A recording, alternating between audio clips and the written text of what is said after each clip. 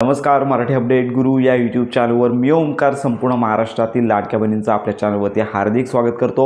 मुख्यमंत्री माझी लाडकी बहीण योजनेसंदर्भात खात्रीशीर माहिती देण्याचं काम आपल्या चॅनलवरती केलं जातं। तर संपूर्ण महाराष्ट्रामध्ये ज्या लाडक्या बहिणी आहेत ज्यांना ऑक्टोबर महिन्याचा हप्ता आलेला आहे अशा सर्व लाडक्या बहिणींसाठी आनंदाची बातमी आहे। तर याच्यामध्ये नोव्हेंबर हप्त्यासंदर्भात आनंदाची बातमी आणि त्याचबरोबर ज्या लाडक्या बहिणी आहेत ज्यांचे पती हयात नाही आहेत, वडील हयात नाही आहेत, यांचे जे ऑप्शन आहेत ते देखील आता 2 ते 3 दिवसांमध्ये म्हणजे साधारणतः सोमवारपासून हा जो ऑप्शन आहे तो उपलब्ध होण्याची शक्यता सध्या वर्तवण्यात येत आहे। आणि याच्यामध्ये एक आनंदाची बातमी म्हणजे नोव्हेंबर महिन्याचा जो हप्ता आहे तो साधारणतः लक्षात घ्या की त्याची तारीख अजून फिक्स नाही आहे, पण याच्यामध्ये जो हप्ता आहे तो देखील KYC केली असेल किंवा नसेल तर अशा सर्व लाभार्थ्यांना मिळण्याची शक्यता आहे। कारण का याच्यामध्ये सगळ्यात महत्त्वाची बाब म्हणजे मंत्री आदित्य तटकरे यांनी सांगितलेलं आहे की 18 तारखेपर्यंत KYC करायची आहे। याच्यामध्ये मुदतवाढ होणार आहे आणि याच्यामध्ये ज्या काही भागामध्ये पूर परिस्थिती निर्माण झाली, दुष्काळग्रस्त जे भाग आहेत, तर या ठिकाणी राहणाऱ्या लाडक्या बहिणींना 15 ते 20 दिवसांपर्यंत ही KYC साठी मुदत असणार आहे। त्यामुळे साधारणतः नोव्हेंबर महिना जाऊन लक्षात घ्या की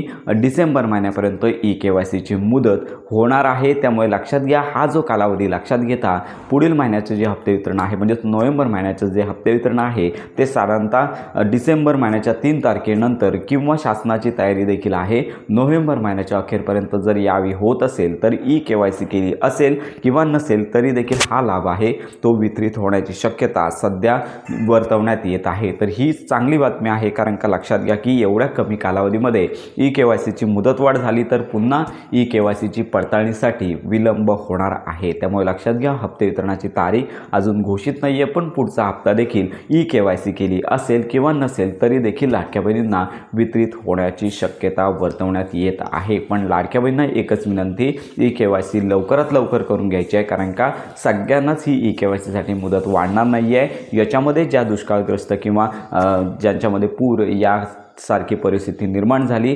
किंवा अशा लाडक्या बहिणी आहेत ज्यांचे पती हयात नाही आहेत, वडील हयात नाही आहेत, तर अशा लाडक्या बहिणींसाठी मुदतवाढ होणार आहे।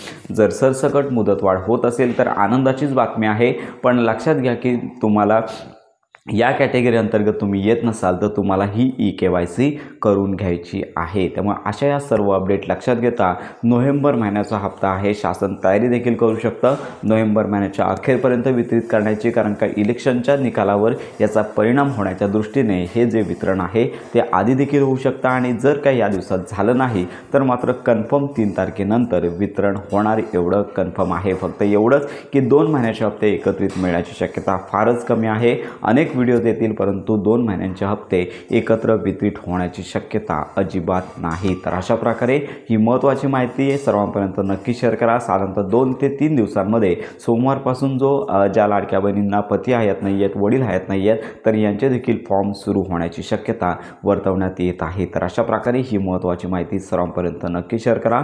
तुमच्या जर काही शंका असतील तर आपल्या व्हिडिओच्या कमेंट बॉक्समध्ये नक्की कळवा। योजनांसंदर्भात खात्रीशीर माहितीसाठी आपल्या मराठी अपडेट गुरु या यूट्यूब चॅनलच्या कनेक्टमध्ये राहा।